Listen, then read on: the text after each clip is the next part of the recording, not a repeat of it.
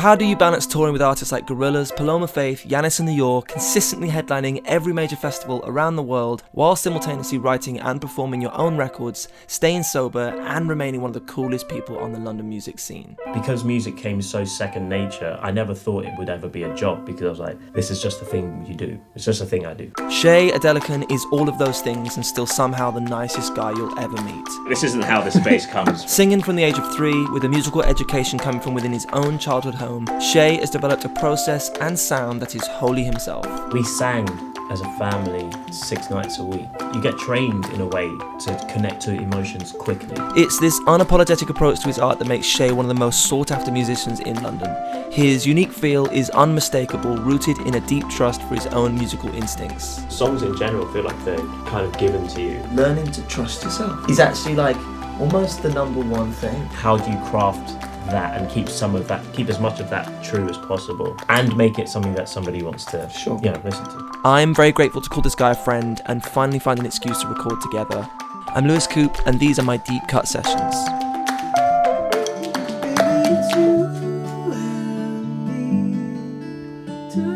We sang as a family 6 nights a week, and except for Sunday, because that was church. In the house? In the house, yeah. I'm the youngest of 6, so at one point there was 8 of us. My sister, my brother, my dad, they'd pick a song from the songbooks. We'd all have the lyric books, and we'd sing it, but like people knew how to do harmonies, etc. So I'm just around people, like breaking off into harmonies, working out what these things do before I could speak, and it was like the best musical education you could possibly get.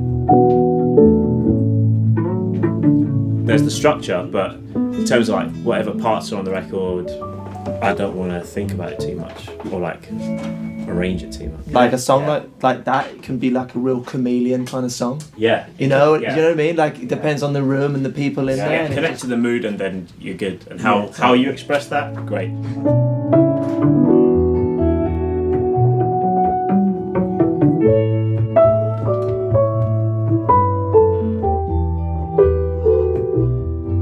And there's one thing about growing up in the church. The point of music in church is to connect to God.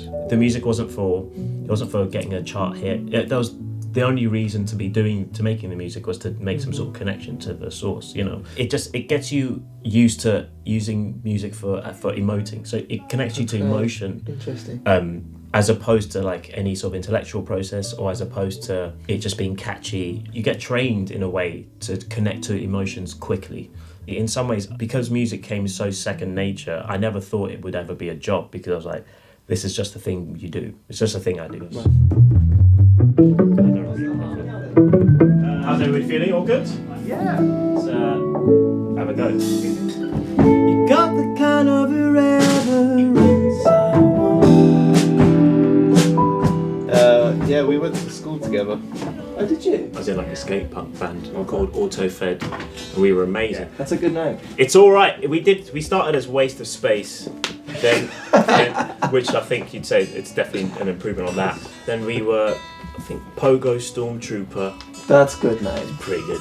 Pogo Stormtrooper. Yeah, and we had better than the Beatles. It's better than the Beatles. But no, yeah, me and Charlie. But then we started actually making music properly together, like when we were like sort of like more 18. We go back to Charlie's parents' gaff, just have a cup of tea. Stuff happens in there. Stuff has happened in there. Stuff we talk about. We wrote all of my last EP together because the environment's so safe and so relaxed. Like I can just follow my instincts and just be like, that's it. Just feel like Charlie just presses record and I just start singing or whatever. That's another big part of like the process, especially like collaborating. Just that like feeling safe in the idea. I've done a few co-writes and where I don't feel safe to kind of go, I want to go here. Yeah. And then you kind of get the impression that it's like, that's a no-go zone. Yeah. Do you know what I mean? Yeah. And there's those things that you might have maybe done on your own or with the right collaborator that you wanted to explore. Yeah. It feels good. You know, when you're playing these grooves, it just feels like there's nothing to hold on to. Yeah. Like, Yeah. Actually, it sounds quite good. It felt scary when we were playing it. I almost don't want to twat it too hard. It's like something quite meditative about it. It's kind of like bubble away rather than boiling over. Yeah, bubble, but up to almost like You always come in with some kind of little That's the end. metaphor, don't you? For the day. I think if your favorite artist doesn't make music that you don't like, they're probably not being true to who they are. The more I try to be like, get my list of song titles out, and then I'll get my list of subject matter, and then I'll do like the way I did when I had a record deal and was getting sent to writers, like For sure. writing sort of a I've song. done the same. Yeah, the same exactly. You know what I'm thing. saying? Yeah, And it's totally. like, and that's again, that's cool. But I'm in a whole different place in my life. I've got a whole different set of skills. I've got a whole new set of insecurities. I've got a whole new set of things I'm confident about. So it's like, why would I think or want to do the same thing that worked for me when I was 21? Were you doing side snare? No. Should I be? No.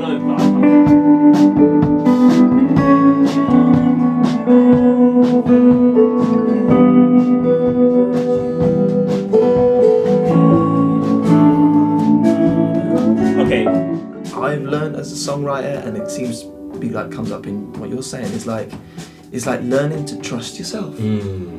Is actually like almost the number one thing. There's the sort of concept of I'm just tuning into something in that moment. It feels like these songs, or songs in general, feel like they're kind of given to you. It's almost like I'm part of it, but I'm not in control of the whole how the song turns out, and I really like that. Particularly, it's just like where the melody goes up. I'm also sober now. I've got I'm in therapy. Yeah, I'm in a whole different place in life, and I think I'm actually just way more connected to who I am. So I think it makes more sense that my instincts, when a mic is turned on to just some chords, will correlate to something that I probably feel quite true about. It's then say, oh, how do you craft that and keep as much of that true as possible, and make it something that somebody wants to listen to.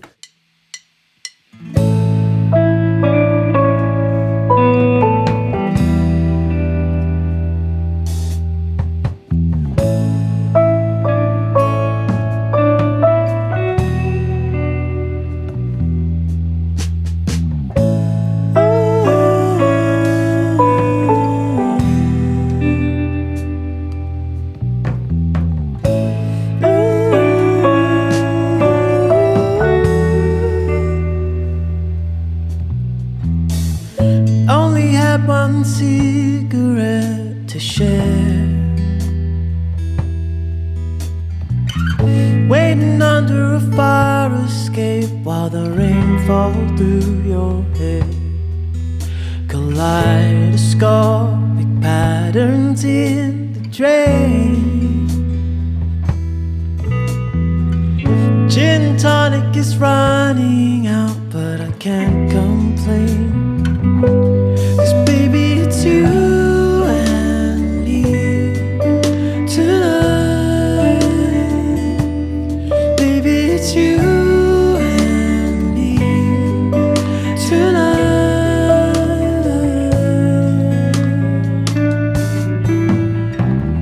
Got the kind of irreverence I want. Like you don't have to be relevant to anyone but you. You read erotic novels on the train, taking up too much space inside my brain. 'Cause baby, it's you and me tonight. Baby, it's you and me tonight. I'm swimming into your deep brown eyes. Baby, it's you and me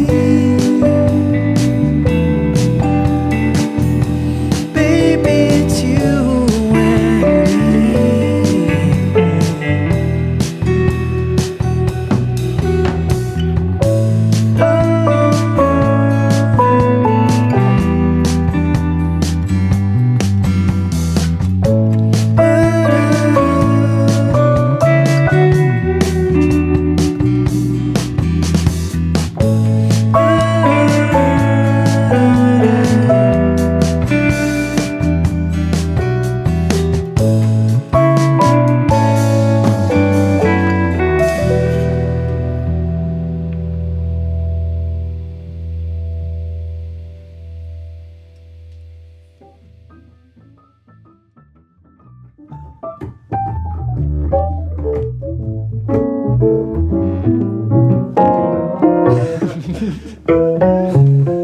that the mood you're thinking? That's the vibe. I think, yeah. Do you want to listen to it?